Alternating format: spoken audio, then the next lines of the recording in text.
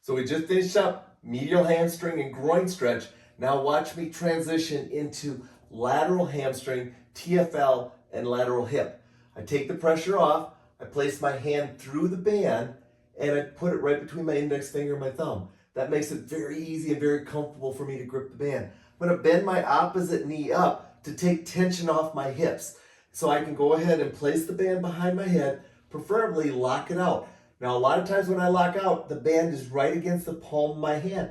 So it makes it very easy for me to press out. I don't want it up into the middle of my hand. That makes it too hard and hard on my wrist.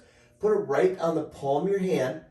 Pull down on the band to make it easy to press out. Take the slack off the key and just go ahead and make it very slack, make the band very slack between your hands so it's very easy for you to press out. Now I'm locked out there. Now I can put my hand here. And again, you're gonna maybe feel some tightness here. If this is too tight, take this hand, back it off, and just place it here for right now. Because now, here's what I want you to do. I want you to just start by just doing some simple pressing against the band. This is gonna take you a while to get control of this. So go slow and press, let it lengthen out. If you get to this point here and you're completely locked out on your knee and you're not getting any stretch, you probably can go further across or further up to get more of a stretch. You might very well feel most of the stretch behind your knee and not in your hamstring. Why is that? Because the tendons of the hamstring are tighter than the muscle. The nerve tissue is tighter than the muscle. And so you're going to learn to go ahead and mobilize that first. So just take your time and learn how to go ahead and get control of that movement. Now, where do you start?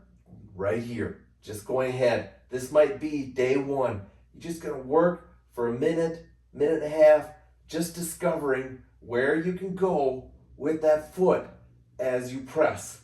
Ultimately, you want to go ahead, if you can, get this hand pressed out and start going ahead, putting a little bit more tension on the band so you got more to push against, and just start pressing there.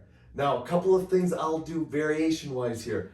I might go ahead and keep this locked out and just take my hand and place it at the top and just pull down. Now I'm going to keep my left foot against the wall, but I'm going to let my low back come off the floor a little bit so that I can stretch more of my TFL of my right hip.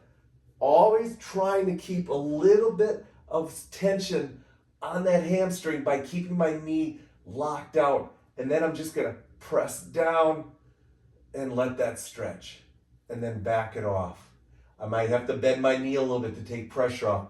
Then I'm going to straighten out and then I'm going to press down a little bit on the band. It doesn't take much to stretch. Most of it's going to be an active movement of my leg going across.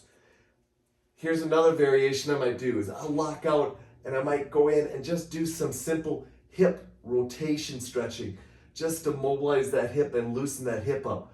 What I find is those two movements are great complementary movements to helping me improve the ability for me to go higher and higher with this lateral hamstring stretch. But once again, don't be surprised if you don't feel the stretch in your hamstring. You very well may feel it behind your knee or in your calf because of the nerve tension tightness. But ultimately, it's going to start to free up. You're going to mobilize it. Notice how I go ahead and move in different positions. That's the discovery part.